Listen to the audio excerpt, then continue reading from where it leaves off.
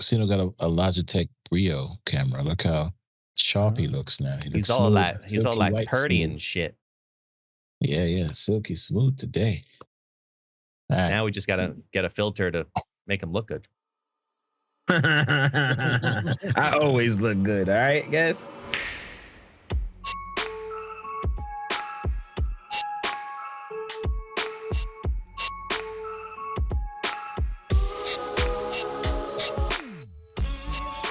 What's going on, everybody, and welcome to the Marvel Snapcast. Now, I know this is about to get a little loud for you, so adjust those volumes because we about to get hype because it's the only way I know how to do it.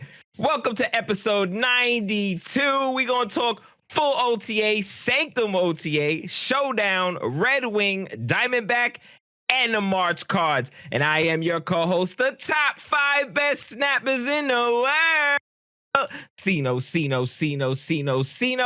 I snapped that hot fire hurt and I ripped that power on all day. Let's go. And of course, I got your other co-host here with me, the SuperTechGod. Why? Because he got every variant in the game. Every variant. Let's go. And of course, I can't leave out, last but not least, the brainiac of the crew, the king of the epic sax party. But check out that Pikachu party too, because that shit hype. Let's go. It's Guest Gaming. Yeah. What up, guys? What up, Tech and Guest? What's popping?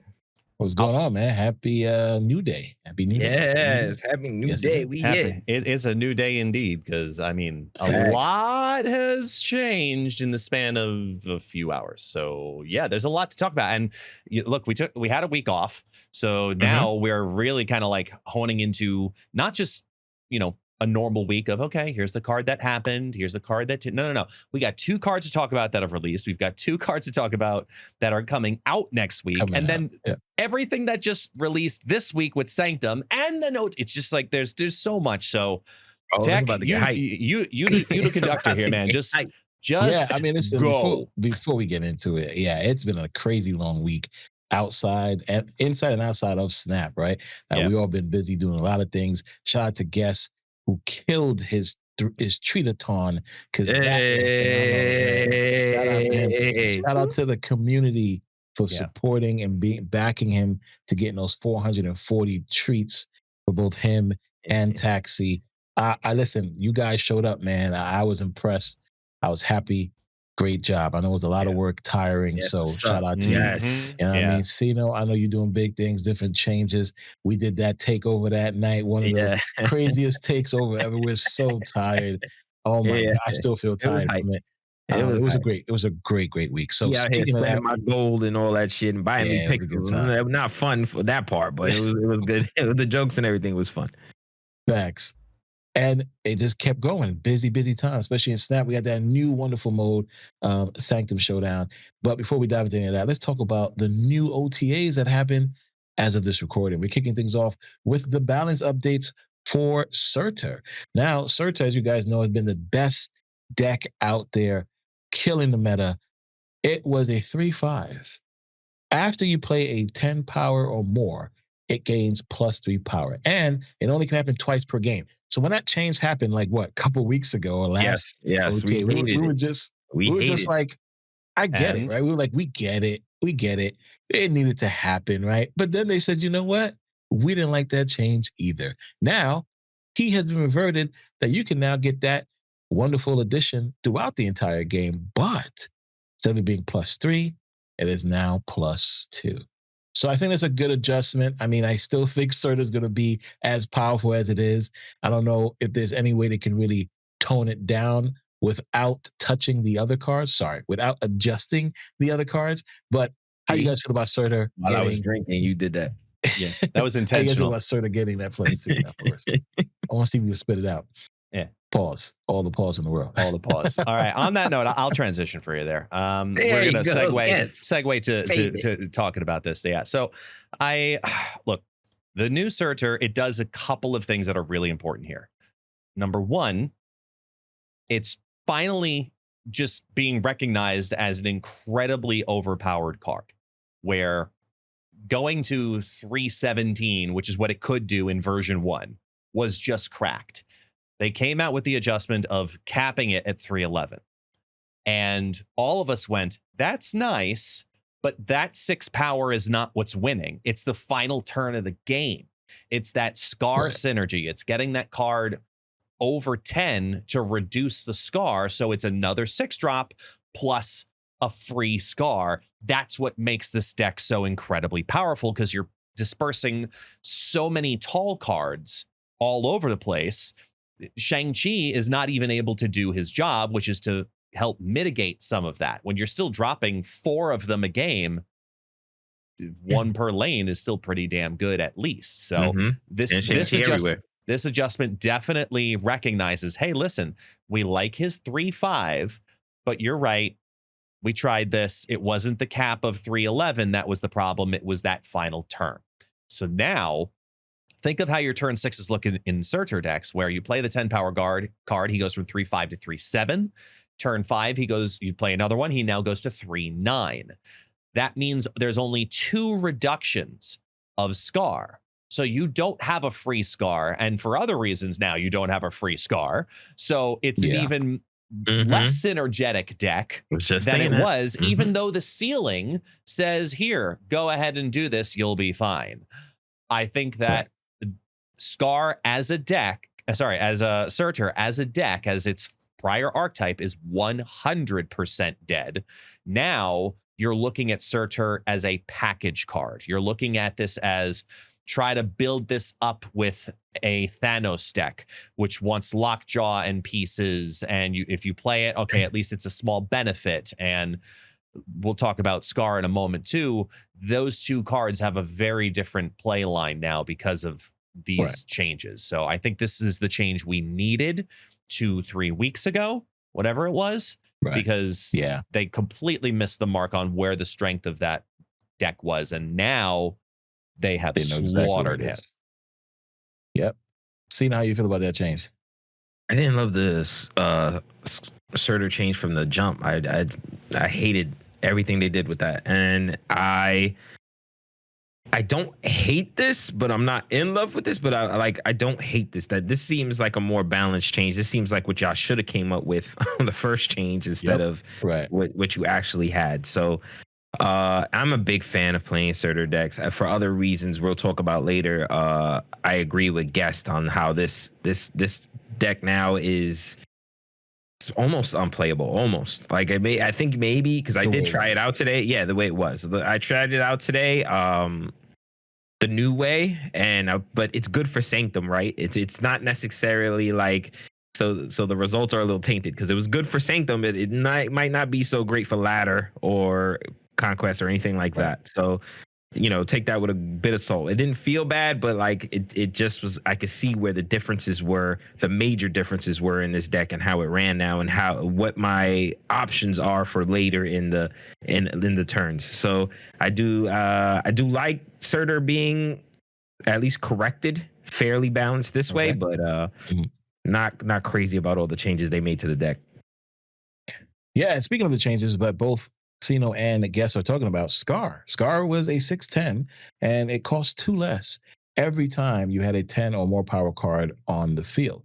Now, Scar went from a 6/10 to a 7/12. Now, this is something that Guest had mentioned months ago, that he could see Scar going to a 7 cost card, but he was like around 7/15, Guest said, which I kind of was like, yeah, we'll still play Scar if he's a 7/15, which made sense back then. Hell yeah.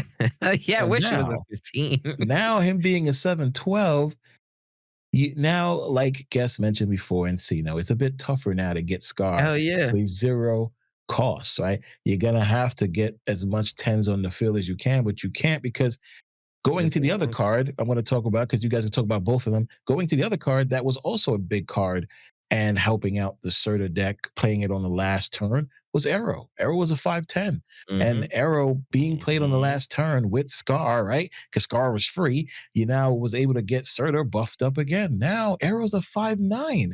So her 5/10 no longer matters unless you're playing cards like Okoye or other ways to buff the card in the deck. So with those 2 changes, Guess, how do you feel about the new Scar being 7/12 and Arrow going down to a 5/9? Mind you, Arrow was a 5/8 back in the beta days, but she moved every card. Every card? Every card. Here's the thing. when Marvel Yap was on the podcast, Yes. we had a great time, right? We talked about some changes Agreed. and things that we like too. Afterwards, they, we had such a great conversation. They decided to invite me over to their podcast. And on their podcast, we asked for wants, things that we wanted to change, OTAs, buffs, nerfs, etc. 3 cards that we wanted changed. Mine was Arrow at a 5/9 because it does 2 things. It fixes the Surtur deck and it fixes the Scream deck. And that's exactly what they did and exactly what they put in the fucking notes. So I'm extremely Almost happy as about if this. you were talking to them this whole time. Nah, just like no. And like Tech also recognized, I've said it before. I could see Scar becoming a 7 cost card, 100%. That could be an option for this. You said it on the podcast. You called it. I am 100% for both of these because these are not original ideas to me. As selfish as that sound, I am not taking credit for these ideas in any capacity, but I have mentioned either the same, if not similar ideas previously. I am 100% on board for all of these. This is what this deck needed to essentially kill the deck entirely and now make us revisit how we look at all of those cards. Totally agree. Cena, how do you feel about the changes to Scar and Arrow? Hate that shit. Well, actually, Arrow, I'm not pleased, but because I liked Arrow at a 5/10. I felt like it really gave her some play. I think she's still going to be played at 5/9, but like Tech said, when she moved all the cards, she was popular. She was cracked. But now that she just moves the last card you played or something like it's it's not as appealing. The 10 was the appeal. The 10 was the draw.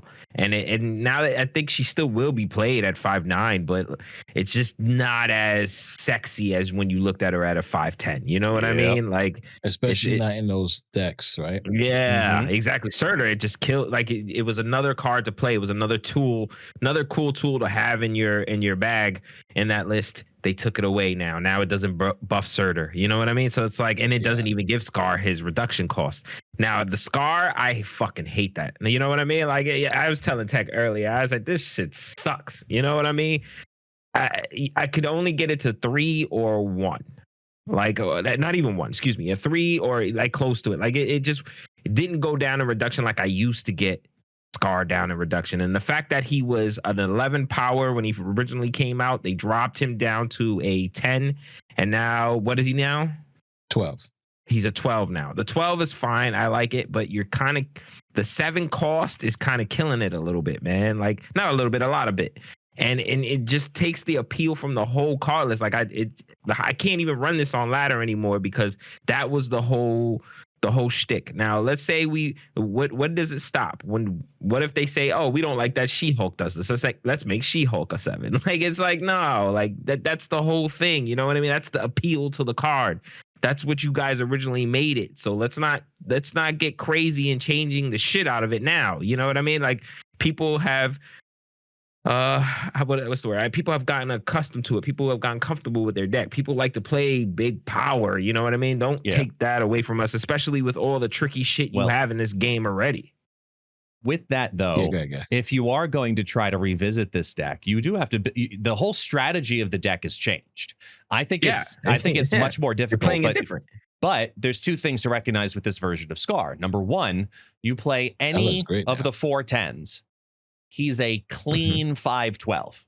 So you can drop him down as a 5/12, which is, what people like about Gamora.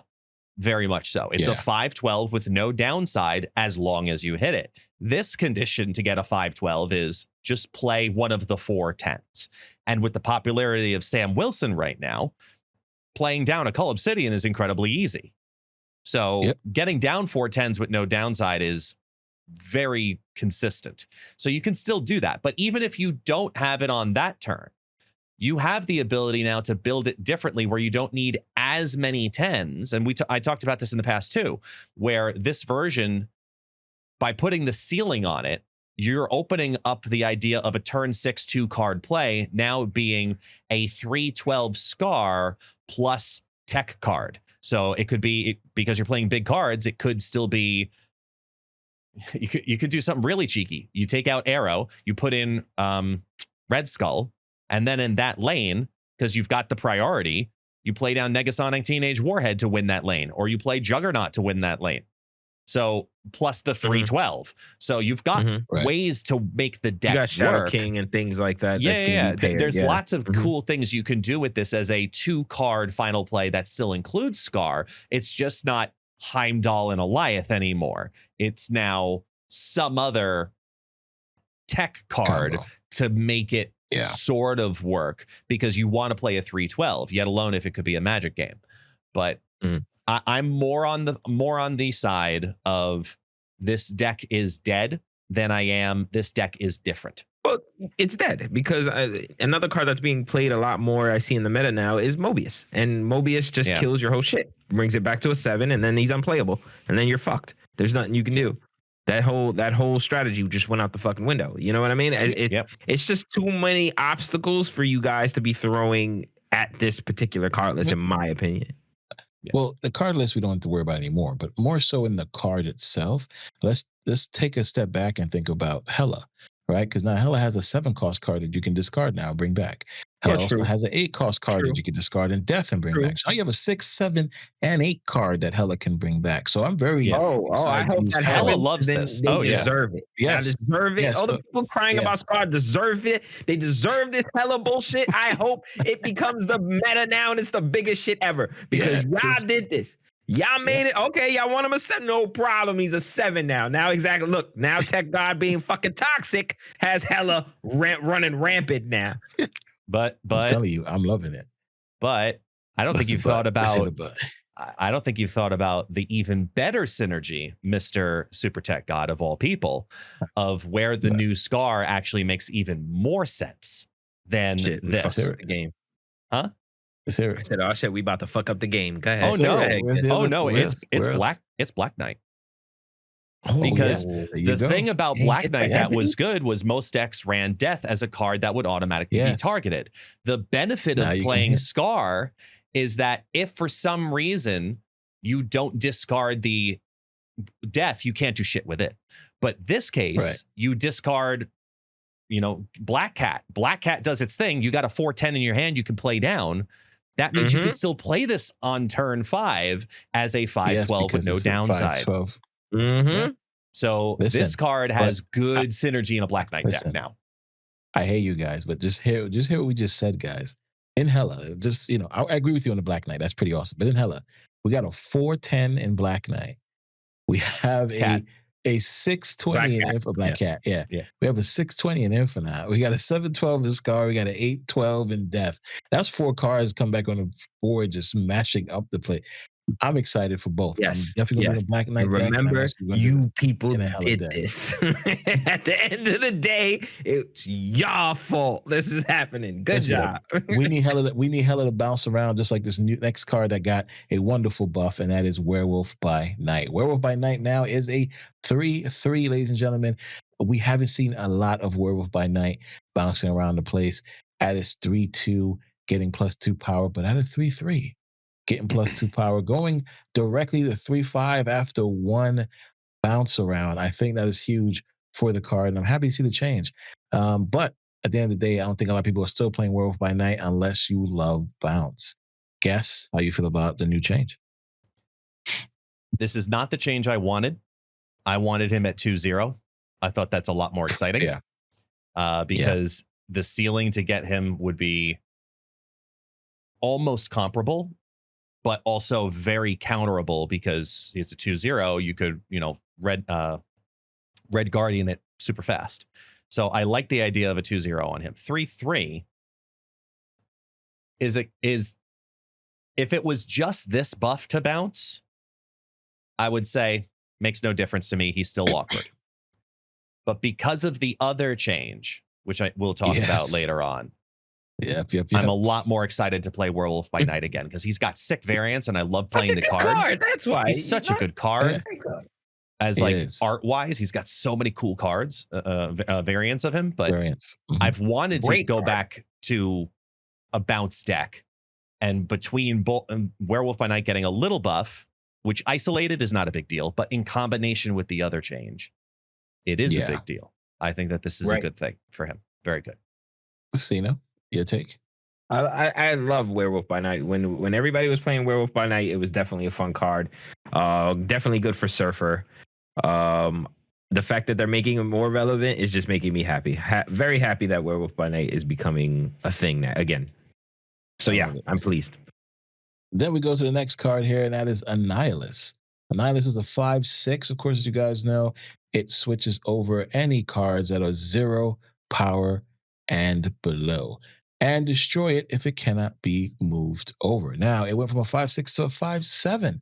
That's giving additional power. And like we said, when it comes to Marvel Snap, giving that extra power definitely makes people want to play the card. And I think Annihilus was being played regardless, but giving it this buff makes it want to be played even more.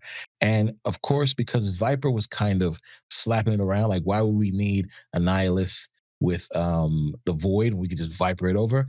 I think Well, this they brings brought back Void Annihilus. down a little bit, right? And I think that's when it took a big hit. but That helped a no, lot. but it took a big hit because but it took a bigger hit because Viper only targets the lowest card now. Remember, Viper used to target Just do a low random. card? Yeah, just do random.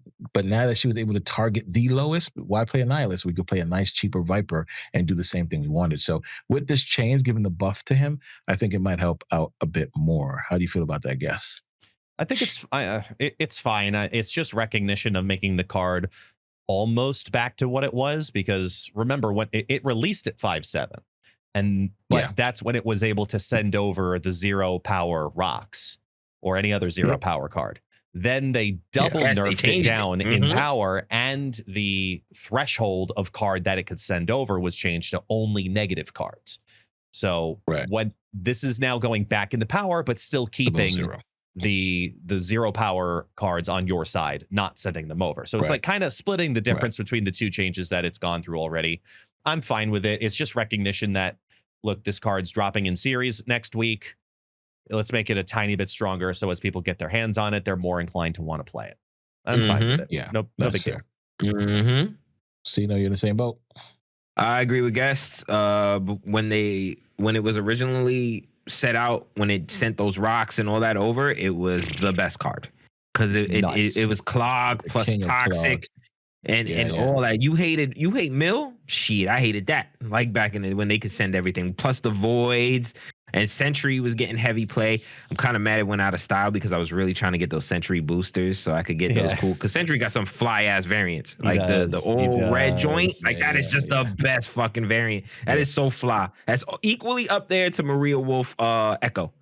Like those two, like, oh my God. Like I wouldn't even know how to compare those two. But like, Sentry has some great variants, so I was really disappointed. I wanted to get boosters for that. But when that cardless went out as soon as they changed it. So I guess that's where the whole Annihilus just died. It faded out after that. I like the change. I think it gives him that little extra boost, like Guest was saying, for when he goes down in series drops for the lower players to actually use him, or us to actually try to strategize and put him in things. And then we go to the White Queen and Lizard. These two cards, of course, haven't been adjusted in a long time. And now, I mean, we always play with White Queen on this side of the board. White Queen is a great card at 4/6, but the fact that it was a whole inside joke. I'm sorry, guys. Inside joke. I get it. I just got it. I don't want to know. I don't want to know. But now I don't want to know. I just got it. I just got it. Just move on. Nonetheless, because his queen. Just go. Now we go. Now we have a 3/4 White Queen, which is awesome because, again, that helps Cena with the wonderful Surfer deck. And yes, that's awesome. It gets more playability, right? Being at 3/4. Then we go to Lizard, who is now a 2/6. Now, if you guys remember, Lizard gets a -4 when your opponent fills up the lane. So now him being at 2/6, at least he goes to a 2/2 and not just a 2/1. Guess how do you feel about these changes to White Queen and Lizard? I think this is we've talked about White Queen previously as well. And I know a variety of content creators who have said White Queen needs to be 3 costs. We need to get this down somehow, like 3/3, 3/5, something, please. Like, this is a surprise change, in my opinion, just because it's a Series 1 card. And I didn't think that they would actually go this path. I thought they would go 4/7. Rather than go 3, 4, 3, 5, etc. So when they announced 3/4, I was a little surprised that they're actually dropping the cost down, because nothing's worse than playing White Queen and getting a card that you can't play. You're just getting information at that point. But playing it down on turn 3, you're increasing your chances of, oh, their highest, cost card's a 4-cost card. I can play it this next turn and not be off curve. So you're increasing the threshold of when you can play this. And now where you can play this with a little bit more consistency, because it's trying to compete with Coulson, right? Because Coulson's giving you 2 random cards of 4 or 5, 4 and a 5 cost. But this at least is now, okay, you'll get the highest, whatever it is, and the information of this is what's in their hand for the same cost and power. So depending on the deck and the structure of it, I guess now this is where you start making that decision of which direction do you need to go. Is it a defensive play or is it a offensive play? I think White Queen is a defensive play more than anything else. Very happy about this. In regards to Lizard just became OP. 1 power absolutely made this one of the best cards of the OTA, because we have seen a huge rise in Enchantress over the last month.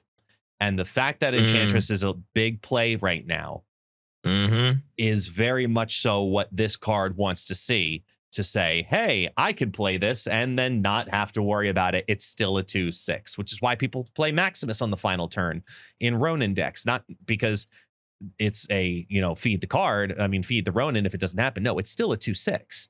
And with the right structure, this is almost always a 2/6. And there's a lot of cards being moved around right now in Scream decks and Spider-Mans and Uncle Ben's. Yes, that's a thing we'll talk about for real.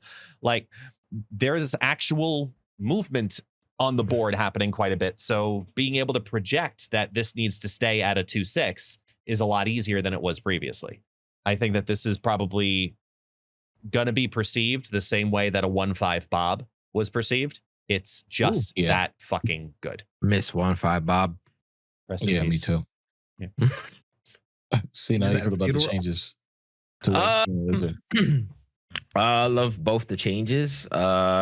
White Queen, I was just thinking, as guest was talking, I'm thinking Vicky Hand. I'm thinking put it in your, with your cables, your collector, mill, Baron Zemo card lists. I think it's perfect for that. Like guest said, you're getting information on what your opponent is playing. Not only what your opponent is playing, but what your opponent is trying to seal the deal with, trying to end the game with. And not only that, you get the copy of it. So you also get to use a copy of whatever that card is. Maybe it's playable, maybe it's not, but more often than not, it's playable.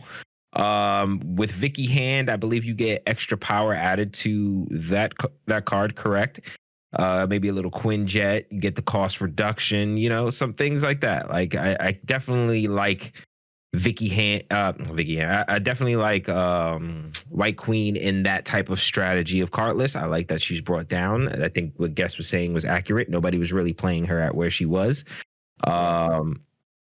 I love the stat line. So it's definitely a great card. White Queen is going to be something that we're going to be seeing a lot more of. I think it makes it a lot more relevant. My boy Lizard, that's OP, like Guest was saying. Especially like he said, with Enchantress flying around due to this ongoing wave that has hit the meta and it's just going nuts. The fact that you could have Lizard there, and if not, he's a 2/2. And I know I used to be bummed when he used to go down to 2/1. Like it really was a mood killer. But now you got a little protection there for anything else. If they do Enchantress, you get your power back. So that's awesome. I love the stat line. He's going to be played. He was played quite often anyway, but I think you're going to see a lot more of Lizard being utilized in certain card lists due to the great stat line that he is. Yeah, not also to mention we got Zero, we got Sauron, right? So, exactly. Traditional stuff. Yeah. Yeah. Can I rewind for a second here, because something was just brought to my attention that I did not think about. What's up? Rewinding to Scar for a second. You know what card just got a buff because of the Scar change to 7/12? Who that? Who got the buff? Cersei. Oh, you're right. Oh, because you could put, yes, you can always change it into Scar. I like that. Wong Cersei. Yeah. Gets a double effect to happen. So yeah, I like that. See, we just fucked the game up again. Not only That was a- Hela that was a- running that was a- rampant, A Cersei random, being correct, it's a affected. 50-50 between Erisham or Yeah. I like or, Cersei. I think Cersei's right. such a great card. I hate think that definitely fucking in card. a- I lose every time I play it. I hate Especially that in the card toxic so card much. list. No. You change all that toxicity into something great. I love that. No. That is so good. You know what it turns into? Like something that just explodes. Like it turns into Always a carnage. destroyer. You know, like it's awful. Carnage destroyer. Anyways, I yeah, digress. we also got to think about Blink too, right? Blink getting that love. Blink, yes, Blink, Yeah. Blink, yes. Blink, yeah, listen, Yes, we can talk Blink, about this all night. absolutely, guys. We can talk Blink. about- Mhm. we about to shut the game down for real. All right, so we got some other cards here that got some amazing changes. We're gonna go through that, and that is the last two on this list. Of course, we're gonna go talking about High Evo. So now High Evo was a 4-6. Well, he wasn't a 4-6 when he started. He was around a 4-7, I believe, or 4-4. He was a whole bunch of numbers, but they now Yeah. buffed him to a 4-7. Yep. And we still don't want to play High Evo and put him on the board. I don't feel I want to anyway. But guess your take. What are you putting your hands up? You want to play High Evo? You want to No, put no, High Evo on the no. board? I get it. Oh, It's comical. It's comical because yeah. when High Evo released, in the video, even in the season announcement video, if you go back and find the season announcement video when High Evo came out, it was a 4-7.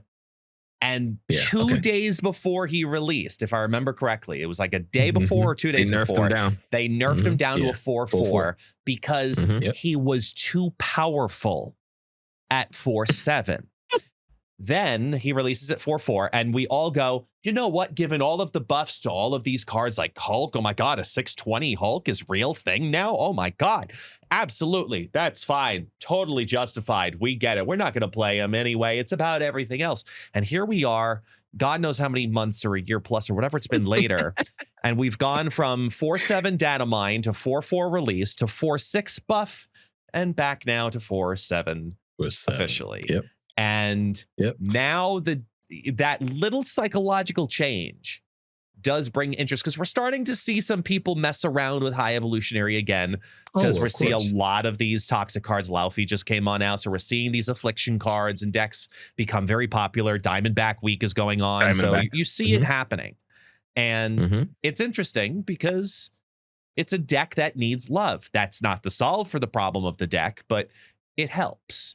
And it's just funny to think about it retrospectively, seeing the full circle of how this card was too strong to be released at 4-7. Powerful, And here we are a year later. It's like, well, okay, this helps it finally.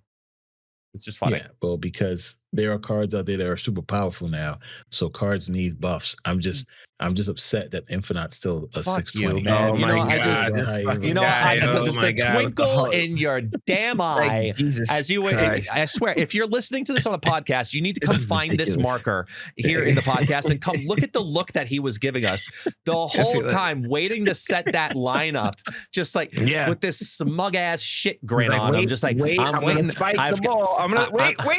I- Yes, there it is. Salt and pepper. There you go. Just like, God Yes. damn it, man. Like, please, man. Leave Infinite. He's fine, Right. bro. No, he's not. How do you like High Evo's change to 4-7? See now. Make it a 4-9 and I'll put it on the board. I hear that. I can deal with. Make it a 4-9 and I'll put it on the board. Cause Facts. on turn 4, I got shit to do.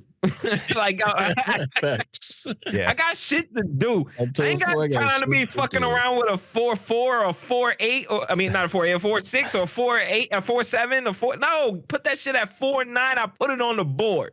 But Until then, Sino, he's but staying in my head. no, Oh. Sino, you've forgotten. You want to play him on turn 5 to float an energy, so your Bruce Banner has a potential chance of turning into Bruce Banner. something. That Bruce Banner doesn't fucking work. That shit don't work. Works for me. That shit So, don't we're work. good. The percentages Works are for all me. up. The percentages on fucking Bruce Banner because this is ridiculous. That shit don't work. I don't want to hear that shit either. Make him a 4-9. I'll put him on the board. Life will be great. I know how many people. 4-9 is a great stat line. And that's on curve. I need the power right there. I can't I can't just be fucking around with a 4/7. I'm sorry. Like at least Shorty was a 4/6 White Queen, but she did something. She gave me information. She gave me a copy or something. Life was good there. I could live with that. I'm good with that. You're giving me a Evil gives you 4/7. something. What does he give me? He gives me. He gives the rest of my cards are valuable. You know what? Yeah, and I'm gonna which is play the great. rest of them bitches instead of your dumb ass because you do nothing. Like fuck out of here. Like give me 4/9. Give me Oh, something. man. Show me you straight. He's in like no bullshit. High Evolutionary in the comics and everything is a powerful motherfucker. And I get it that you're giving other cards power and that's big, but he give him some appeal. Like 4/7 just still don't do it for me. He's not seeing the board at all. That motherfucker staying right in the hand pose. Well, as we felt, the 4/7, nobody's still playing it on the board. Nobody cares to see it on the board. So I totally agree with that statement. Now, we're going to the last card here with the wonderful change. And it is the card that just came out this season. And that is Joaquin Torres. The new Falcon was, of course, a 3/4 ongoing. The reveal abilities of your 1-cost cards here happen twice. We all said on this wonderful stream that at the end, we all said in a wonderful stream that we were happy if this card got a cost reduction. And as it stands, the card is now a 2/2, guys. I guess they heard us. They heard us on the podcast. We said this card will be epic if it was a 2 cost, even a 1 cost. But it being a 3/4, it didn't cut it. And now Second Dinner feels the same way, making it a 2/2. I think this is huge for Joaquin Torres. This is huge for Bounce. This is huge for all those awesome 1-cost cards that we thought wasn't going to get any love, especially dealing with a 3/4 Torres. Guess your take on this wonderful change to Joaquin Torres. I think that this is what we were hoping the card was going to release at, because Right. Look, It makes sense. We said it here. I'm not going to beat a dead horse. This needs to be a 2-cost card. It needs to be able to be played on turn 4 with a bunch of stuff. It needs to be able to fit into the curve as a just drop it down onto just in case potential option, because you need to start the acceleration of bounce on turn 3, not put a clunky ass brick bird down and hope that it helps you for all of those turns. You need this shit down earlier to start getting all of the other things. And if you can't do that, then you need to be able to play it with those cheap things anyway, because bounce is about playing a lot of little cards. Every 3-cost card in a bounce deck has to have a very specific purpose. That's why people cut Sage, because it's very often getting in the way and too clunky. It's very often why you only see 1 5-cost card. Sometimes it depends on what it is. Sometimes it was Annihilus. Sometimes it was Iron Man. It depends on the build. Sometimes it was Vision we were seeing. Bounce decks need 1 expensive card, 2 or 3 at most of the 3-cost cards, and then everything else has got to be cheap as hell. When one of those is Joaquin, it wasn't giving enough value. So it has to be a 2-cost card. It has to be something that if Beast bounces it, it's not 2 costs to replay that shit down. Now that 1 cost makes more sense. So I'm much happier with this. I'm excited to play Bounce again. So, your take on Joaquin Torres. Keep it short and sweet. I love it. For every reason I guess just said, I love it. I think this is where it needed to be. This was originally just worked better for what it does. You know what I mean? And doing that early and bounce is essential. You know what I mean? Because you have such low cost cards that you can play crazy even on turn 2 or turn 3.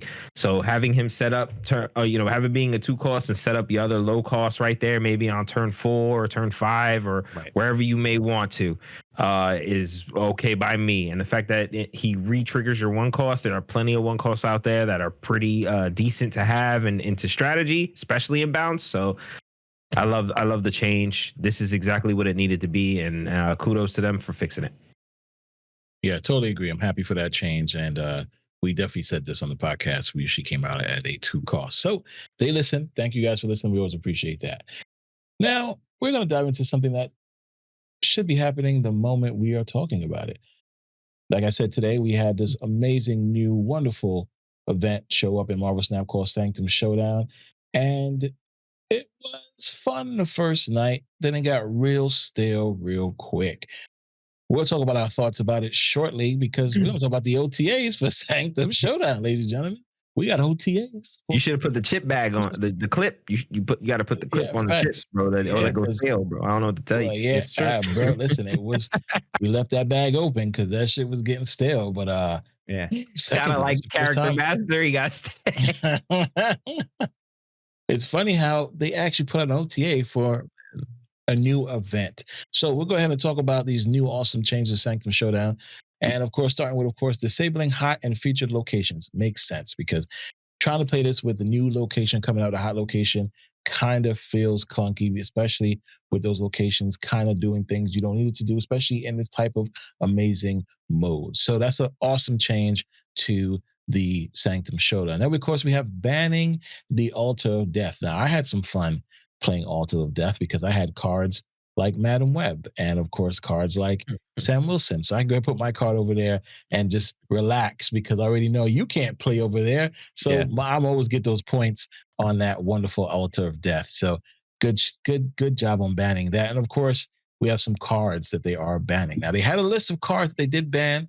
We're not going to talk about it, but we're going to dive into this in a minute. I just want to hear your guys' thoughts on disabling the hot and featured locations and the banning of the Altar of Death.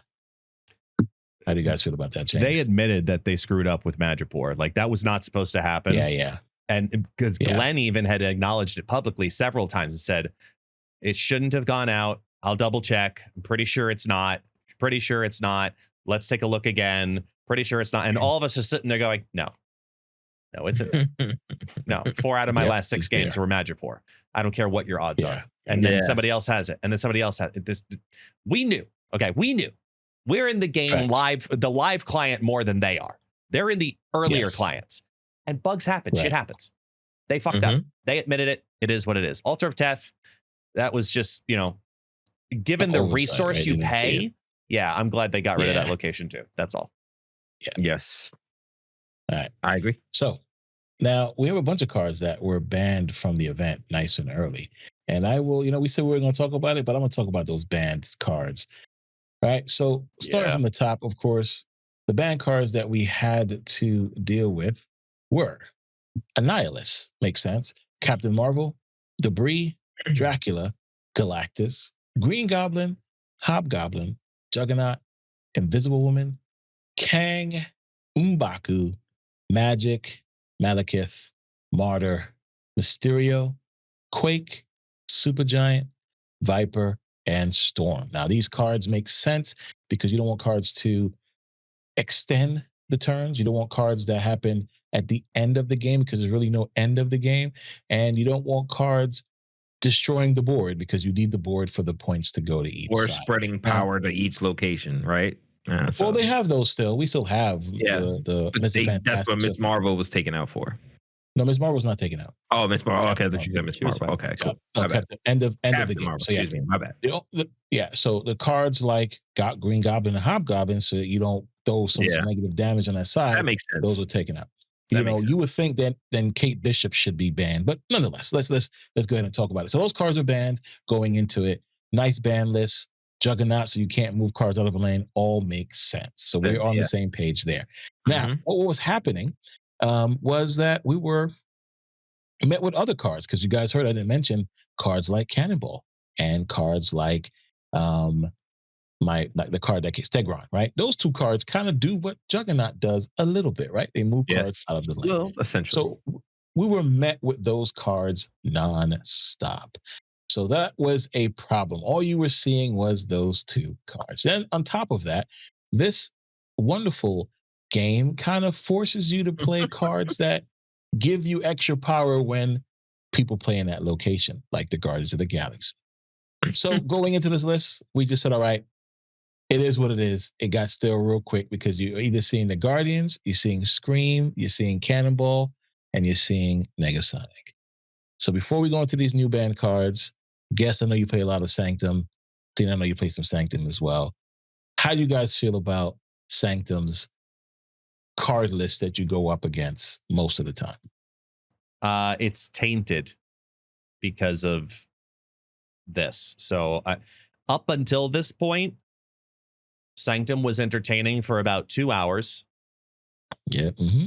And then it was figured out. That's basically what happened is people figured out the game mode. You have to, you needed to play one of two decks basically to make the game mode winnable. And I had proof of it. I started my stream this morning after, because we did the treatathon, which went live. Sanctum went live during the treatathon. So I played a ridiculous amount of Sanctum to open up with. And I was like, okay, this deck, this is probably going to be the style of deck. I have some other options to play, but it's probably going to be a move deck that does really, really well. And it did. The Scream Cannonball type of stuff was fantastic. I then log in this morning and I'm lurking in Elephant Fudge's stream, and he's playing a deck that has 3 of these cards. It had Scream, it had Negasonic, and it had Cannonball. And I was like, well, yep, this is definitely the style of deck that's just the best, hands down. I proceeded to take the exact deck he was running and open my stream with it. And I started my day 16-3. I lost 3 scrolls in 20 games. Like, that's when and let's be very clear here. I am not the best gamer in the world. And if I'm going 16-3 with something, that means it's cracked. Not I'm cracked. Yeah. I am cracked. Let's be honest here. But like the deck is too strong. And there are every variation of this deck is what people were running. There was a point today where all 6 top streamers on Twitch, myself included, were all playing at least 3 of these cards in their deck out of the ones that were banned today. That's how strong they were. And so the data is very skewed, in my opinion. And I'll say that after this nerf list, I'm going to preach one card in particular as the best card in this game mode, and it's nothing to do with the Guardians. So I'm going to leave that as a cliffhanger. Sino, what do you think about Sanctum up until this point versus the announcement lists? I think you guys are absolutely right. There are only like 3 particular card lists that are being played in the Sanctum at this current moment. So you can kind of think of Sanctum making its own meta in a way, because that's the Sanctum meta. Those card lists are now the Sanctum meta. That's what you play in Sanctum to try and rank up. Just like in Ladder has its own meta. It's like Conquest sometimes may have a better list that you run in Conquest, and that's all people are running. Like, we knew this would happen, right? With everything, it happens. The only thing I think there was real diversity in was probably was probably High Voltage. That's where I saw the most diverse card lists. I don't believe High Voltage had its own meta. I think it was pretty diverse and everything was being played. I'm gonna say yes and no. I think the meta was more so ramp. It was just, hey, play ramp. Ramp. Well, so try to play Panther, Zola, Panther, Odin. Well, yes. Okay. More ramp. Well, there was that. There was that. I will agree with you on that. There was the big Panther, the explosion. Everybody was running Panther and trying that way. But I did see I saw a lot more diversity in High Voltage 100%. Than I would see in Deadpool Diner or this mode right now. Sanctum. Well, I saw nothing but Guardians. Like that's just what I saw. That was in my meta. So it was very predictable. But I'm running Scar. I'm running Surtur. That's where I was telling you guys, like, oh, Surtur works well for Sanctum. It was very easy for me to try and win lanes with big power, and there was nothing Guardians could. Guardians did get me one game with the Gamora and the Groot and all that. They did that well. I will say that. Yeah. But it's just got its own meta. So at this point, that's why you guys are saying it was so fun in the beginning. People didn't know it yet. They just were like running anything they could. They were trying to get it together. Yeah. And as soon as one person comes up with something, it tends to trickle through everybody. Oh, this is how I win. Okay, cool. I'm gonna just play this, and then that's all you're gonna see. You're gonna get mirrors. That's just all you're gonna see. And this is predictable. We kind of knew that was gonna happen. So I think Sanctum's a great mode in thought. I just think it's a game within a game. It's not really like these schism within a schism for my league fans. It's literally just try to win that lane. Fuck all the rest of the lanes. I don't really need to do that until later, or until I feel like I don't need the 5 points here. I just take because I'm up so big. I can take the 1 point here, and then it's just strategic shit. But I like Sanctum. It's just they gotta They gotta tweak it a Some little bit, changes to maybe. make. Yeah. So I agree with you guys. That first night, April Fools came in the chat. Shout out to April Fools. Gave me a list that had the Guardians, Negasonic, Groot, Rocket and Groot, and Cannonball. We went 12-3, 80% win rate. I was like, okay, this is great. Yeah, there you go. Last night, I made my own deck last night, which I posted on Twitter, which got some good love today, and it had none of those cards. It had Infinite and Madam Web. That was kind of the star of the show. You try to ramp up, you get Infinite in the Madam Web lane, and then move Infinite to that lane you want to win. And then, of course, when you're ready, you can Doctor Strange Infinite to the other lane and try to get those points. So that list has been super fun. It has no Guardians, anything in that. And I think that's kind of what people were looking for when it came to Sanctum. But right now, Sino hasn't heard about this yet. Guess and I have. Wait, before you get into new news, what do we tell people who retreat, Tech? Oh, you are on the list. All right. You make the list. We have a list of all you retreaters. Don't retreat. We're going to talk about that when we talk about Sanctum some more. But don't retreat. No need to. We don't like you guys. That's right. You just made the list. Guys. You just made the list, exactly. Right. Speaking of the list, read the list of banned cards effective immediately. So we have Cannonball is now banned, ladies and gentlemen. Let's go. We love that. Negasonic Teenage Warhead. What you call me? Yes, she's banned as well.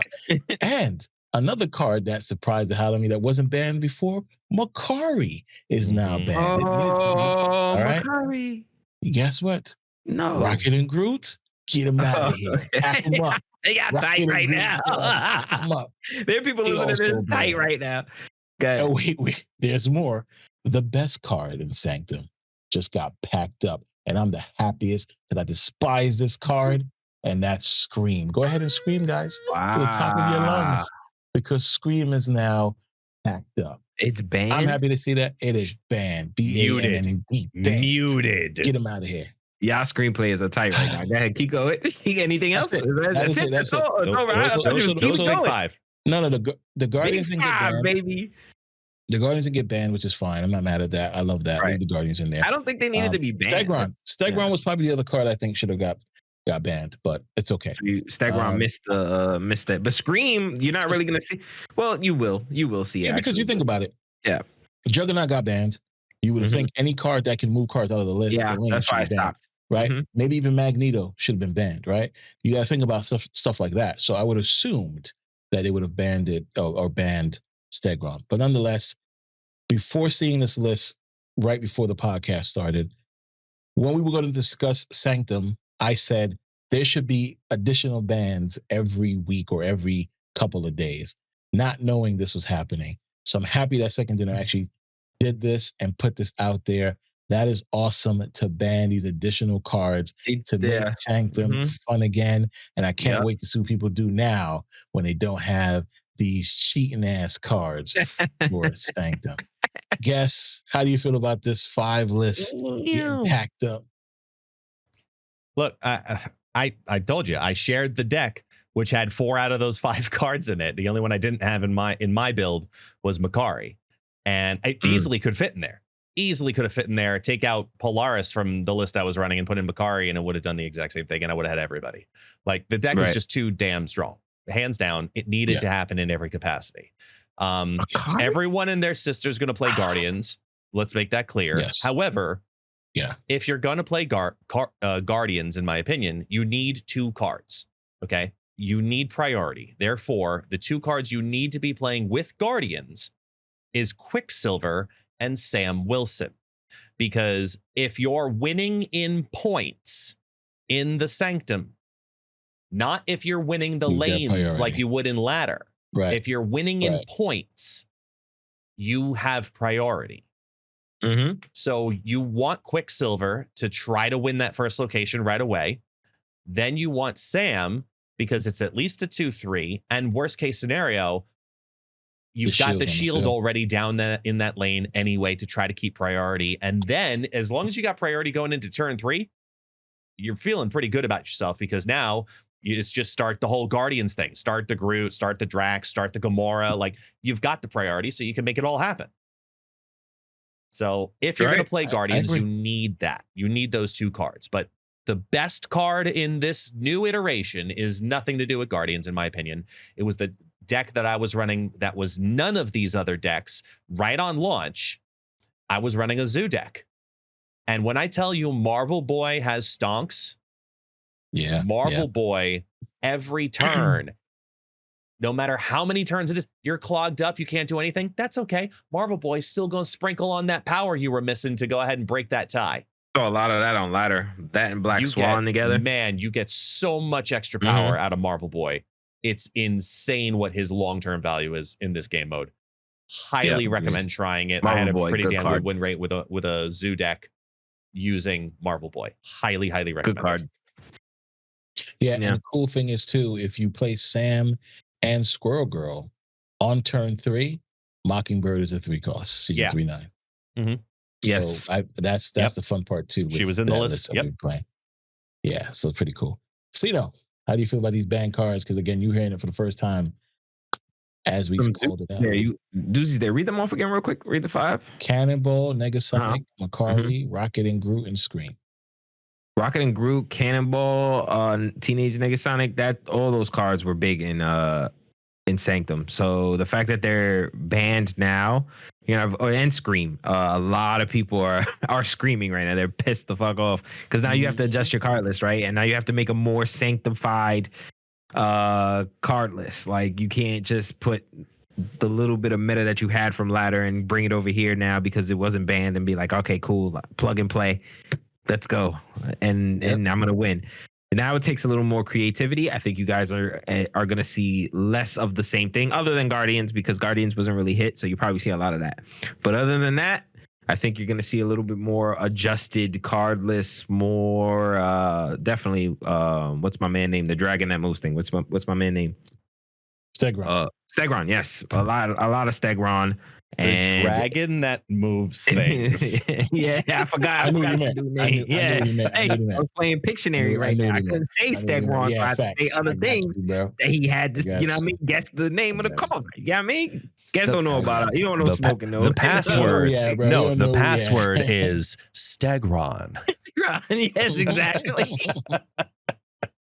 So yeah, I think facts. So yeah, I think you're gonna see a lot of that. But other than that, I think there'll be some more creativity going into the mode. And shout out to Second Dinner because they heard people must have been complaining and a little bit upset and just like you guys said, stale. It's not fun. It's not why do this now? Like it's just the same thing over and over and over again.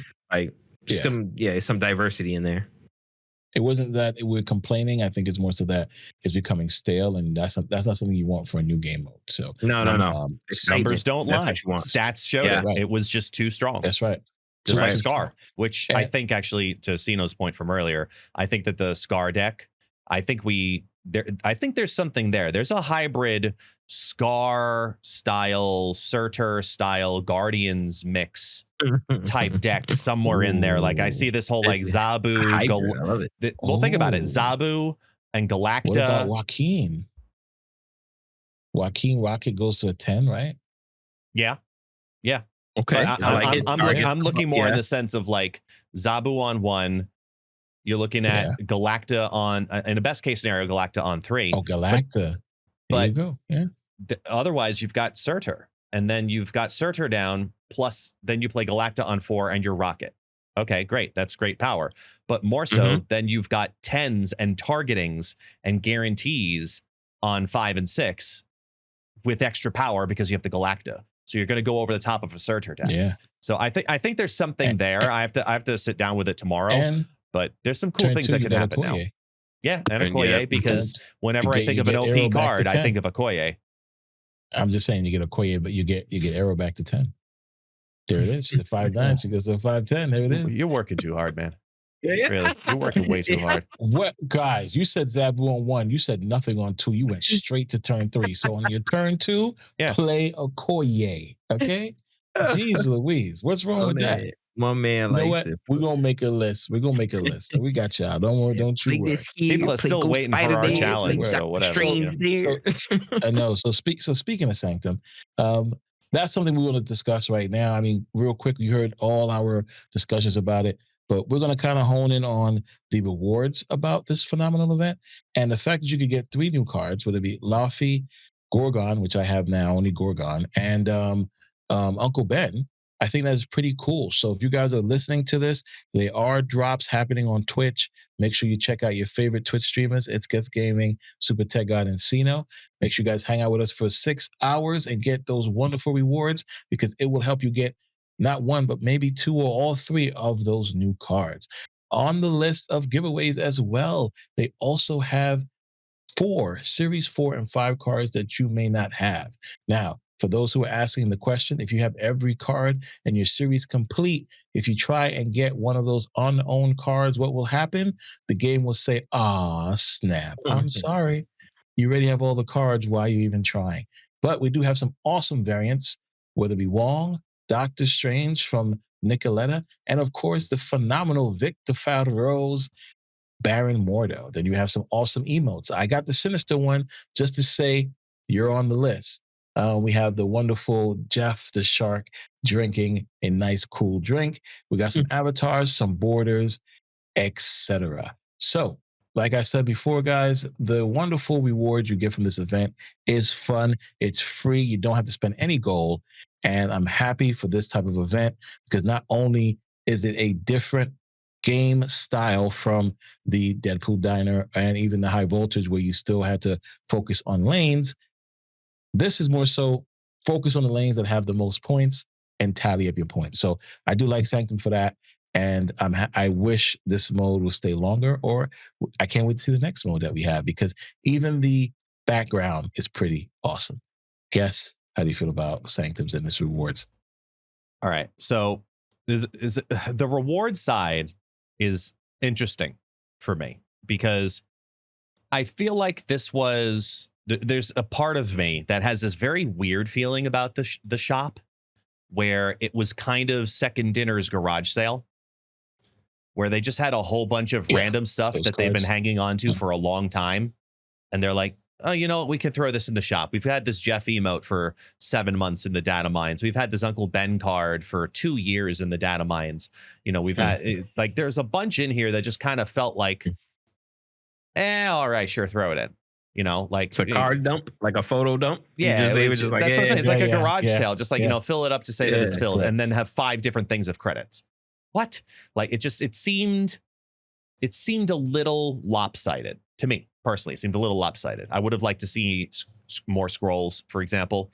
Like, why only 2 purchases of scrolls? Are you kidding me? Like, if you made that shit unlimited, people would play that game mode unlimited. Like that. I don't understand why you just economically versus time investment, especially because you just banned a whole bunch of cards. You should have more scrolls in the shop. But I think that the shop itself is fine, but it also depends on which person you are. Because today in my stream, I had a long conversation with a viewer about, to put it frankly, I was talking about Sanctum Showdown because at the time it was very bland and boring, and we didn't know that there were going to be changes coming to it. You know, it's going to get boring, but it's a grind. And if you're trying to get all of the Series 4, Series 5 cards from there, yet alone the 3 new ones exclusive to the game mode, I was telling everyone, do yourself a favor, don't blow your load. You know, take your time. You know, because if you just... I had to say something about that. Oh, yeah. No. I said it intentionally. I was saying it repeatedly in the stream. Don't blow your load. Because if you just grind out Sanctum to get 9,000 charms, 9,000 charms, even if you get the 1,000 free ones from Twitch, even if you get all of the release ones as you go up the track, you still have to get 9,000 charms. And to grind out that many charms, no matter how many free cards you're getting out of it, that's a lot of time. We did the math. It works out to 78 games. On best case scenario, 78 games a day over 2 weeks. Hell yeah. Over 2 weeks to get all of the charms. That's a lot of games. It's a lot of games. Hell and yeah. I just was like, look, you're going to get burned out. And then what's going to end up happening is you grinded this game mode every day for the first like 6 days. And then you burned yourself out. You didn't finish everything. And then the last Mhm. 3 days are going to come on out. You're going to burn yourself out again, trying to get the last minute panic of getting of all of the charms. And then it's Right. going to come back again, and you're going to be resenting the game mode when it comes back. And game what's going to mode. happen is Yeah, it's going to facts. be basically what happened to Deadpool Diner. People weren't fully acknowledging all of the bad things that happened to Deadpool Diner in its first iteration, but then it came back, not much changed, and that's when No. people then really It was the started same complaining mode. about it. It was basically Yeah, it the was the same same minus very few changes. This time, over these 2 weeks, people are recognizing it differently. And now they're saying something up front differently because of it. I think that the game mode is a grind intentionally because look, and that's not even me acknowledging the 3 exclusive cards where if you want to also unlock those, you got to do an extra at least 30 games on top of that per day. So over 100 games of Sanctum Showdown per day, at least, just to hit 12,600, I think, is what you need to unlock all 7 potential series 5 and 4 cards between everything all together. Yeah. It's a lot of fucking cards, a lot of fucking games, a lot of fucking charms. It's just It's a lot of time. Motherfucker. it is free. Don't get me wrong. It is free and it is that's the doable. point. But just because you can doesn't mean you should. And we all as a community, especially as creators, we're all just as culpable of advertising 7 free new cards in a game mode. But then you actually start playing it, and after 24 hours, you're going, I am so tired of this damn Negasonic deck. Like, this is a problem because it just got harder. If you weren't able to run that deck with Scream and Rocket and Gru and all of the new shiny toys, especially if you didn't have all of them, you're already going slower. Now, if you only had one of them, you're going even slower than you did before. Like, it is a grind and a half, and you need to prioritize your shop. Slower. Yeah. Listen, Oh, yeah. You need to really prioritize your shop. It is a generous shop of options, but it is not meant to be looked at the same way as Conquest, where people look at completing the Conquest shop as I did my month's duty. This shop is not meant to be completed, and that's where people mess up. Yeah. And I totally agree with that because us being content creators, us playing the game as much as we do, it's like it still feels like a grind for me. And I only got one of the new cards. You know what I mean? I've been playing a lot of Sanctum. So my advice to everybody in the chat was if you're free to play, go for the 3 new cards. That's it. Don't even try the series 4 or 5 cards unless you got time. Because it's going to take a long time to accomplish that. Now, as guests mentioned, this is their first time diving into this, just like Deadpool Diner. And I hope they learn from this. So the next version of this is a little bit less grindy. So, but I understand they don't want to give away everything for free either. But I think, as guests mentioned again, this is a garage sale because those cards had no life in any other of the season's themes, right? That we've had. So you know what? Let's throw them out there. And if you're going to do that, then I think you should at least make it a little bit more grindy. Sino, how about you? How do you feel about Sanctum Showdown? I agree with both of you.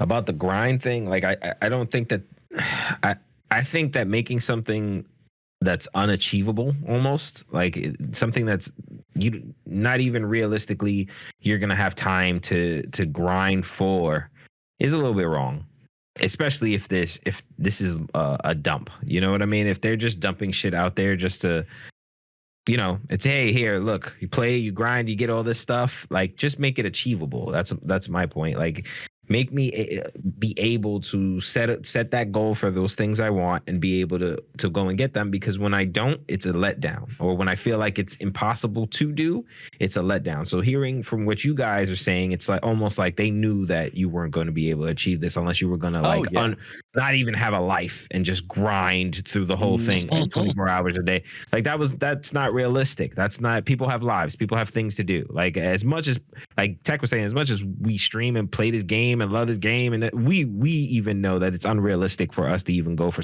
these certain things. But hold on, Right? wait. Yeah. But there's a very interesting point to your conversation that we should acknowledge, which is the difference between delivered expectation from the developers versus accepted expectation from the consumer.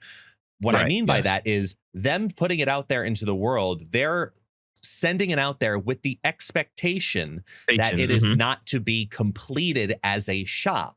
Versus when we received the information that we had at the time of its release, prior to its release, and we saw the screenshots and all of the things from the season announcement video, we're going off of that saying, oh, there's so many rewards. I can't wait to get all of them, because the last shop that we had, I tried to get all of them.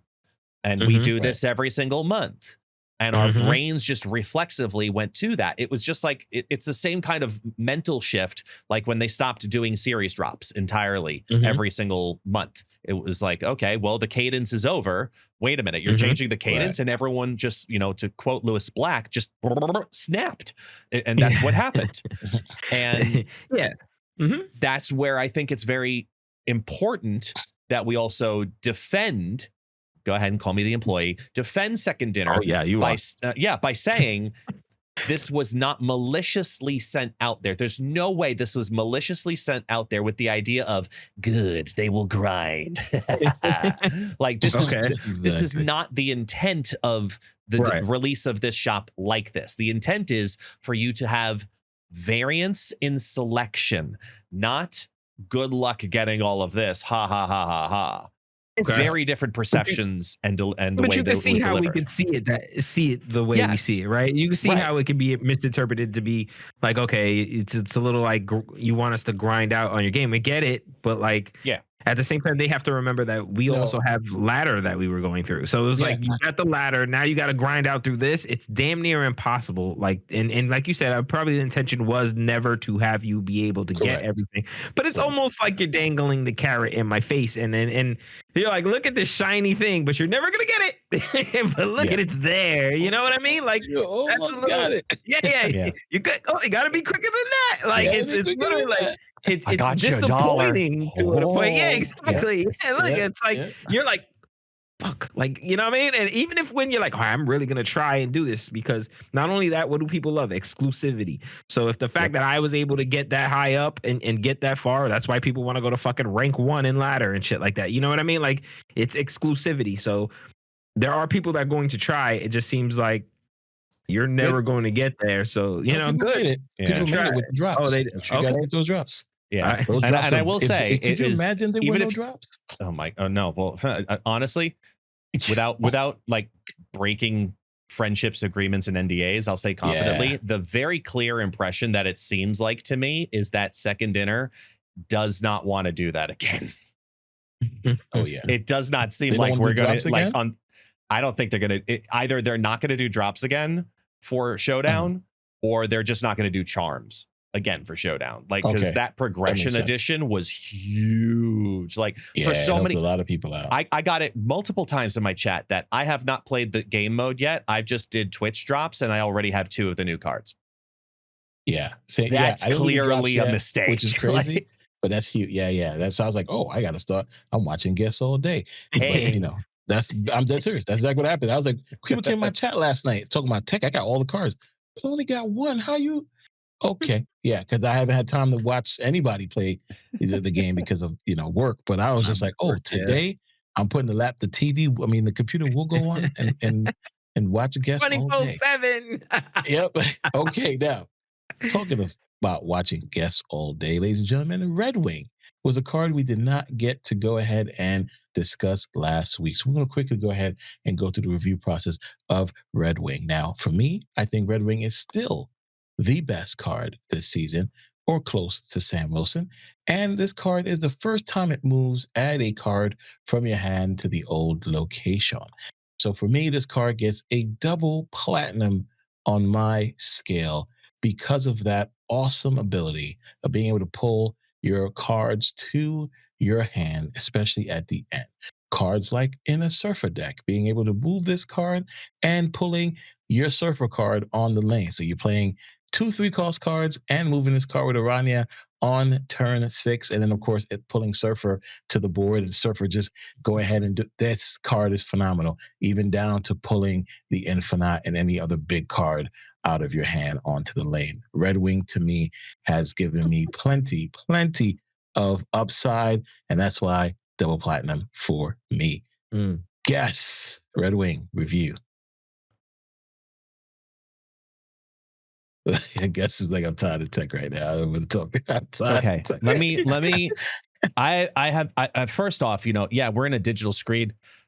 I'm just trying to make sure that the digital drinks we're sharing are not like spiked, because I'm gonna let me ask this question first. Go ahead, man. Pretend for one question the Yes. Infonaut does not exist. Okay, I'm with you. Game What is do trash. you rate Redwing? I still rate him as a double platinum card because you have other cards. You have Giganto. Like I said, you have the Surfer play. You have Heimdall, right? Cards that you could not play because you didn't have enough energy to play on that last turn. I think Redwing is still a double platinum. We want people to come back to this podcast, man. Oh my goodness. Okay, all right. Okay. What is your take on Why Redwing? would Why you do feel it's advertise not such a such good card? horrid information as power? Like, I don't. Redwing was not anywhere close at all to the best card of the season. Like, wow. like a mile away. A mile away. Okay. Mile. Who is your best card this A season? mile. Who's your best card this season? One we're talking about next. If we're not including Okay. Sam Wilson. If we're not including Sam, 'cause because Sam Wilson is Wilson's a cracked. great He's the card. best card in the game. Not even this season. Right now, he's the best card in the game. We're No, not no. counting season pass. Yeah, we're not counting. Not counting the season pass. Diamondback's a better card. Okay. What's your review on Redwing? I think Redwing is a good card. It's a fun mechanic. It's unique, but the lack of targeting makes it really annoying because you want it to pull the big thing always. And right now it's also got inflated statistics because sometimes it gets a double move due to the Heimdall bug and the Ghost Spider / Strange / Heimdall bug. The numbers are inflated. So put that together, I think Redwing is was a good card. But on release information, I can't say that Joaquin Torres was a good release, even though I think now at 2-2, he may technically within the within the span of the month, he might now be the best release of the season, even though he had to be adjusted to get it to happen. But I do believe that Diamondback provides more value for your deck than Redwing does, because Redwing is random in too many more decks versus Diamondback, who has a very strong targeting ability. And it is incredible. You get incredible value out of Diamondback comparatively. Absolutely. Any day of the week, I would take Diamondback. I'd say Redwing was probably a gold, and I would put Diamondback at a double gold. Okay. I'm going to say to you right now, Diamondback is a okay card, and I give her the double gold. But I also feel why she's not better than Redwing is because Luke Cage shut all that shit down right away. Luke Cage on turn 3 stops all that extra shit you were doing the entire game. Mind you, I had fun playing Diamondback. I made a fun list. It works. But somebody plays Luke Cage and I can't stop it. All of that was for bullshit. At least with Redwing. Good luck stopping my Redwing. You don't know what's in my hand. You can try. You can mill my hand. You can mill my deck. You can't mill my hand. So, but nonetheless, that is how you feel. That is your opinion. I respect it. But guys in the chat down below, let us know what you think. Which card is better, Redwing or Diamondback? Sino, your take. I'll let you know which one is better. Heard both of your cases. I think Tech wins by this much. By a narrow victory. And the reason I say that is because I feel Redwing is more diverse. I feel like you can put it in more card lists. I feel like you can use it for different things than you can use Diamondback will go into toxic card lists and affliction card lists, and then I don't really know where else you're using Diamondback. I see her great for Ajax. hazmat combinations, all that. That's, you know, Man Thing, US Agent, all those things. That's great. And that's, you know, one of my top lists that I hate the most is, you know what I mean? Those lists. So I think she's going to be extremely effective in that lane. And if you were only playing that, she'd be a platinum card to me. But the fact that she's only, and I hear what you're saying, guys. She's more effective because there is no RNG with Diamondback. She's Right. going according to your set plan in that card list. She's doing exactly what you want her to do. Agreed. And I get that. I get that 100%. I just feel like Redwing, yeah, the RNG is there, but there are ways to kind of control that pick. And granted, you're going to be in situations to where you're maybe in a 50-50 shot sometimes, and I get that, but there are ways that you can play Redwing that it will help you win, I think, a little bit better than just playing that one card that she's set in and that's it. You know, so the diversity is what gets me with Redwing. I get the unpredictability part of him. That's the part that I said narrowly. That's where it was like, but just by a hair, maybe Redwing is, in my opinion, better. So I'm going to go gold for my girl Diamondback and double gold for Redwing. I'm still not crazy on Redwing, but like I just feel like he has that narrow edge of diversity in different things. All right, that's fair. Well put, well said. Thank you. I agree on that level too. I like Diamondback. I had a blast with her, playing her with all the negative cards, but I had more fun with Redwing. And yes, we know Infinite is my boy. But outside of the Infinite decks, like I said, the Surfer decks is basically a help with Makari, right? Another Makari just pulling a card to the field. You know, the only problem with Redwing is, of course, you're playing against Clog or you don't have room to put it. But other than that, yeah, that is a negative in there. But I just like the fact that you can drag something else onto the field by procking him, something that you may not have been able to play. You know what I mean? And it just gives you that option. Because in guess question I have for him is making the list with Redwing involve any card that he pulls up. You have 3 cards in your hand, for example. Is there any time you have 3 cards in your hand and you're like, I don't want Redwing to pull any of these? Hella. I think you'd be happy regardless. Hella? If you put Redwing in a Hella deck, I understand. That's a good one. That was good. But that's if you put Redwing in a Hella deck. But you won't put Redwing in a Hella deck. Any deck you put Redwing in, is there 3 cards you'd be like, don't pull this one, Redwing? I don't think so. I think you would want to pull any of those 3 because you built the deck with that in mind. If you're building it for a late move, especially, you're taking it into effect. I would agree with that. If it's the later move, that's what you're trying to go for, is just get extra cards down at that point. You're just filling, not because you need sequence. Diamondback, the reason I like it is there are more affliction cards that you can make this synergize with that create small packages. Like you think about the Ajax deck, sure, you can have a full affliction deck, but simultaneously you can have just an affliction package built into a deck, like an Ajax Darkhawk deck. It's 2 different packages that are constructing one deck. Diamondback is a 3 power, like a hybrid version. Card.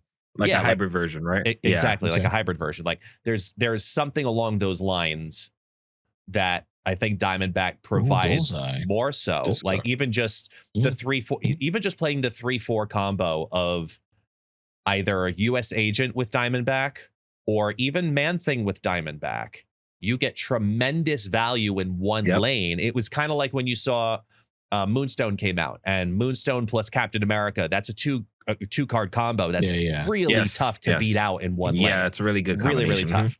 That's how I feel about Diamondback. This is a good card that people are putting into affliction decks because it makes sense, but I think it is very valuable as a small pocket affliction as well, as a package affliction piece, and people aren't really going down that path yet. I think with all of the bounce coming down the pipeline with the new version of Joaquin Torres that just released today, I think that we see bounce again. I think Man Thing gets value. Therefore, I think we get big value out of her. Same reasons. I think that there's a lot of value to not ignore right now from Diamondback. I think she provides not for the amount of decks she plays. It's quality versus quantity. She is more quality when she is included appropriately in a deck that she is responsible for versus the amount of decks that she can go into. And she's a 3/3, which isn't bad at all. It's a 3/3 that if it's hitting one card is a 3/5. Yeah. Mm-hmm. Yeah. It gets a buff. Yeah. Right. Well, it's right. So she fits total in value perfect in the 3/5, right. Toxic Surfer deck. She fits in perfect in my opinion. Yeah, that's a big problem. Yeah. Toxic Surfer Redwing deck. All right, we're gonna stop talking about. I'm gonna smack you through the phone. This fucking guy. Some people say kiss me through the phone. Bitch, I'm gonna smack you through the phone. I swear to God. Like all the love. Speaking of smacking through the phone, we got some new cards coming in March in the Battle Pass card. how the fuck is that a transition? Agamotto. Speaking of Because kiss me through the phone. No, I smack you because Agamotto is about to smack the whole Marvel Snap meta with all these amazing magic cards that they come with. Like, do you guys understand what Agamotto does? It shuffles. Whose camera? Oh, it's okay, yeah. You okay? He's having a tough time multitasking. What he's trying to get at is that Agamotto is going to be the season pass for March, as Sino goes ahead and takes a look at the message board in the background. And Agamotto as a season pass is, in my opinion, not being hyped enough as a card, because from the data mines, when the season pass releases, Sino just realized what's going on. It's okay. There's so many shiny things happening behind the scenes. We're just going to move past it because no one knows unless if they're watching the video here on YouTube on the SuperTechGod channel. Look, Agamotto, and again, we're recording this without the season pass out there in the world. Video. The season announcement video out there in the world. We don't know. We're only going off of data mine information. So if everything is as is based on the data mines, Agamotto is going to be literally a game-changing card. And we've heard now in team announcements that it's even more game-changing than we may have realized, because there are new mechanics coming to the game entirely, which they kind of foreshadowed, and you see little elements of it preparing for it in the game. Like, this is a big deal of a season pass that really makes people need to learn a whole new mechanic in Marvel Snap. And I'm personally excited about it. I'll let you talk more about it now that you figured out that we're not talking about you. Yeah, it was definitely definitely a great thing to see. And I mentioned this before in the podcast earlier in episodes. Marvel Snap has some Yu-Gi-Oh! Effects to it. The fact that some of these things are bringing banished cards, just like in Yu-Gi-Oh! And other terminologies and other mechanics, I think is very amazing. And the fact that this card has four other cards that it shuffles into your deck is pretty awesome. And those 4 cards are the Winds of the Watum, which is an on reveal, afflict an enemy card here with -5 power and move it to the right.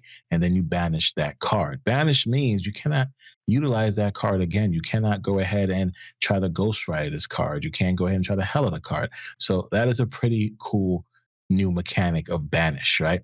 Then we have the temporal manipulation, which is on reveal, give Agamotto +3 power and put him in your hand if he's not in play. And this is a 1/0 power, right? Then, of course, another one we have is the images of Akan, which is on reveal, transform your other cards here into copies of the highest power 1. And then, of course, banish this card. And finally, we have the bolts of Baltak, which is on reveal. Next turn, you get +4 energy and then banish this card. Now, these are all data mined. We don't have that video yet, but the fact that Agamotto is a Battle Pass card that comes with 4 other cards shuffled into the deck and the new mechanics, I think this Battle Pass card might be one of the best ones for 2025. And we're only in the 3rd month. I'm excited for this card. I think you guys should all be pumped. And guess right, nobody's talking about it. Nobody's hyped, but we haven't seen the video yet, so maybe that's why. But at the end of the day, for some people who are casual gamers, they might look at this card and think it's too much, it's too whatever. The same way they felt about the wonderful Nico Monoro, right? When it first was discussed. But I was gonna say but as you can see now, Nico is probably named the best 1-cost card in the game. So This wonderful card being a 5/10, another 10 power card, guys. So Scar getting some more love. Could you imagine Scar not getting that nerf and this comes out? Nonetheless, let's dive into the right thing here.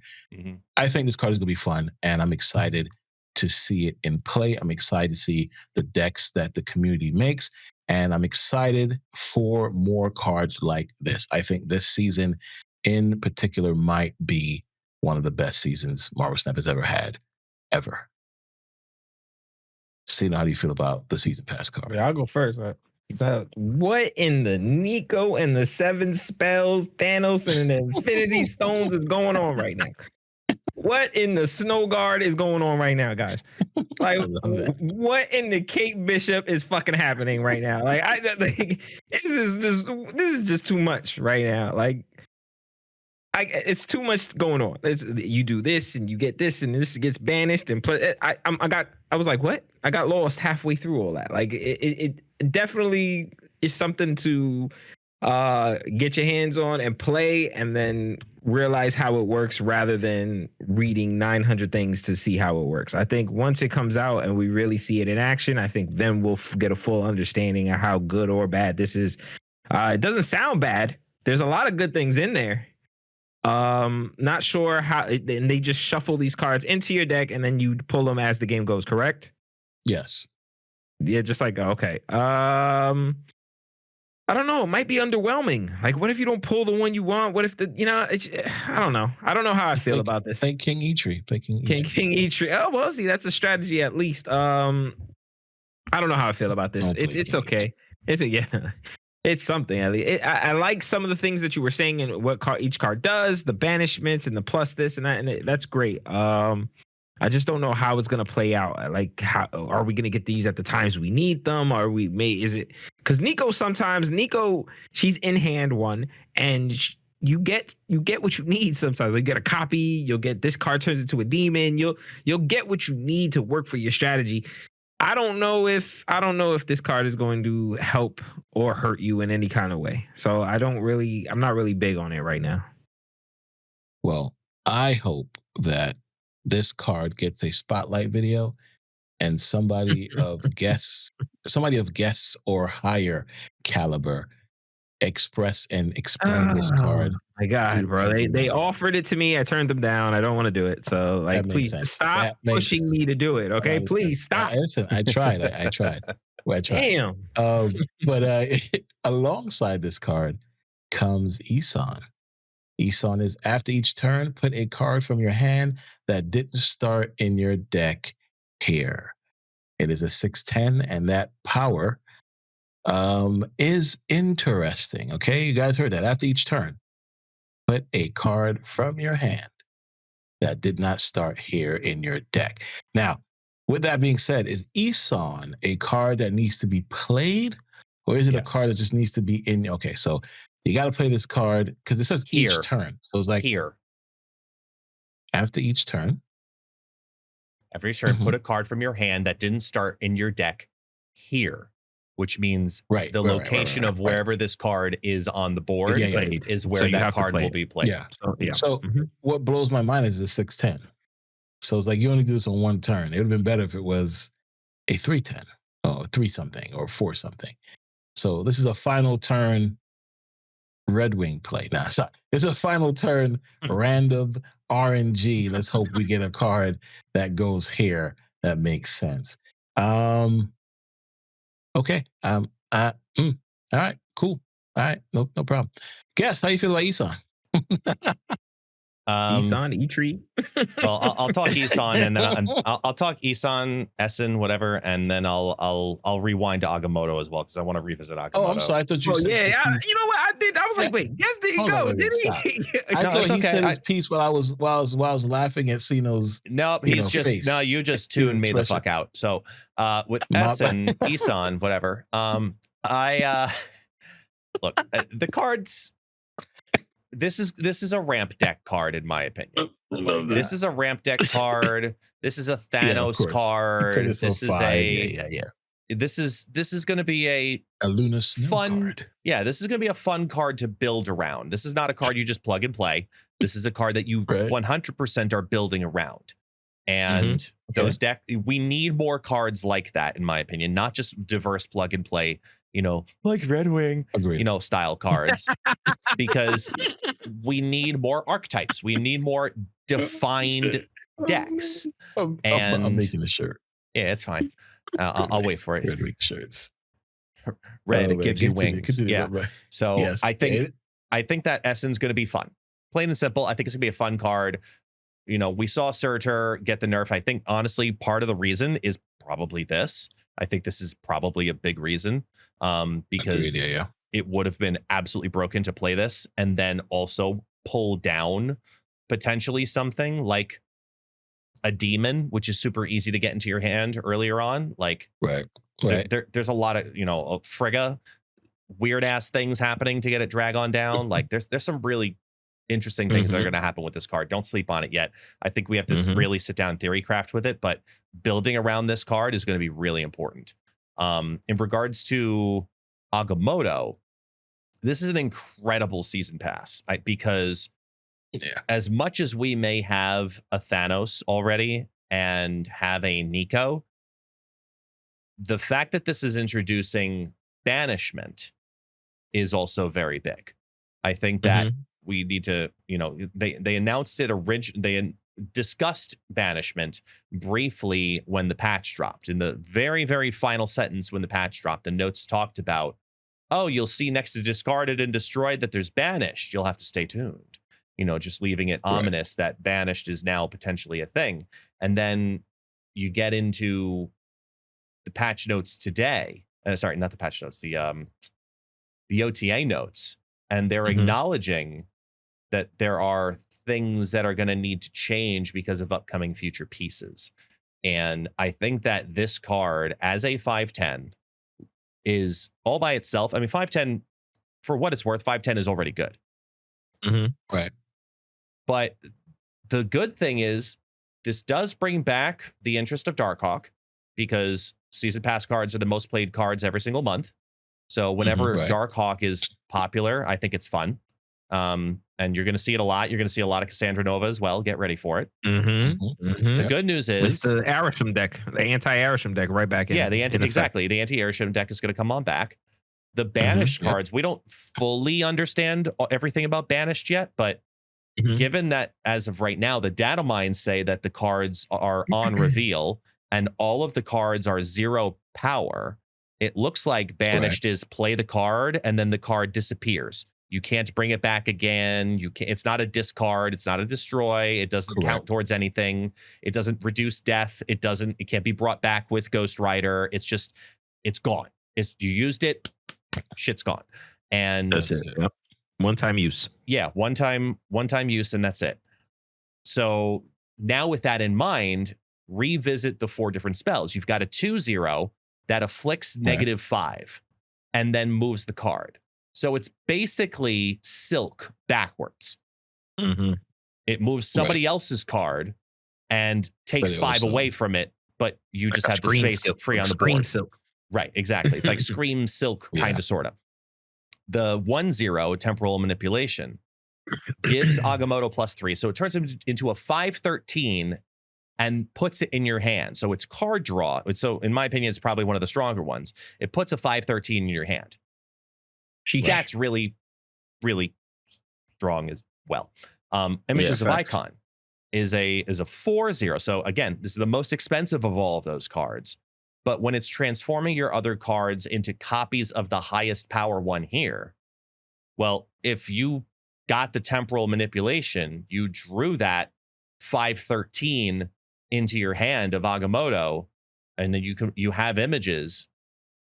I mean, that's just transforming everything into 5/13s with no downside, really. Like this, just yet alone if there's on reveals or you get things like Black Panther, get more cards turning into Black Panther that's already at a 5/10, and now all those 5/10s are going to on reveal into 5/20s. Like, that's a very, very strong card in and of itself, because you can fill it with literally anything. You could put down a Wasp. It doesn't matter. It's going to turn into a Black Panther because that was the highest power card that's in that lane. And then, so the 3/0 then Bolts of Balthak Next turn, you getting +4 energy. I mean, that's going to be whenever you have this, you play it. That's good. You just play. No matter what, you have it, you play it. The second you can, you do, because you're then getting 7 energy on turn 4. That's always going to be better than you're looking at lockdown coming back again. So you said +4 energy or +3 energy? 4 +4 energy. +4. So on turn 4, you would get 8. You get 8. Yeah, even better. So you get 8. Yeah. You know what I mean? Like that's what I'm saying. Like there's a lot from this. And that's like having a Project Pegasus with just one down. Like it's still 4. You know what I mean? Like, and don't even get me started about your girl Ravonna. Yeah, nasty. That's true. That's right. Because they're all 2-0, 1-0, 4-0, 3-0. So 3 out of the 4 of them get reduced down for cheaper. So this is going to be a very annoying card to deal with. But because the effects are broad, you're going to see this in so many different decks. It's going to be an exciting first week. I'm more excited about this season pass card than any season pass that has come out in the last probably 6 to 8 months. Yeah, I knew you were gonna like it because you really were a fan of Nico. It's such loving Nico before Nico came out. So I was knew a he was huge gonna promoter of Nico. I was like, Nico love. Yeah, you were reading every spell. You were like, yes, this is gonna. I remember. So like, definitely knew you were gonna be a fan of this card coming out. I think that the plug and play ability of this card, and yes, Tech, this is what a real plug and play card is. The plug and play ability of this card is huge, because you're getting 5 really good cards for 1, and every deck can benefit from it. I can't think of a deck that is hurt, but oh my god, how did I not think of it? Oh my god.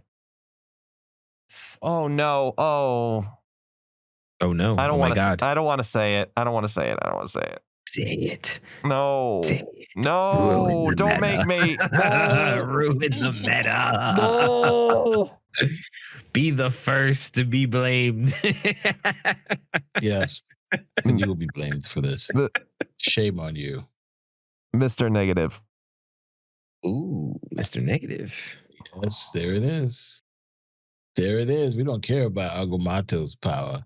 It's the other cards that bring the value because they are 0. And the other one is a little bit lower than the cost. So now when you negative this list and you play Jane Foster, you have more cards to do more damage with. What the fuck happened to your voice? I'm about to say, hold on. So not only does this card have great things that go with it, it turns you into Idris Elba. Like you become Idris Elba when you talk about this. Yes, this card. I'd be Idris. DJ Idris. Oh man, that's awesome stuff, guys. I can't wait. So you just cracked the code. I'm just gonna call you Knuckles from now on. I swear to God. I'll be Knuckles. I will be Knuckles. Yes. You sure as fuck ain't Luther. So yeah, you're damn well. You better be Knuckles. Damn. Wow. Oh man. I'll be James Bond. Oh man. Oh yeah. Listen, like I said, I agree. This season might be the best season ever in Marvel Snap. So let's get ready for it. I'm pumped. I'm excited. Yeah, it's definitely a competition.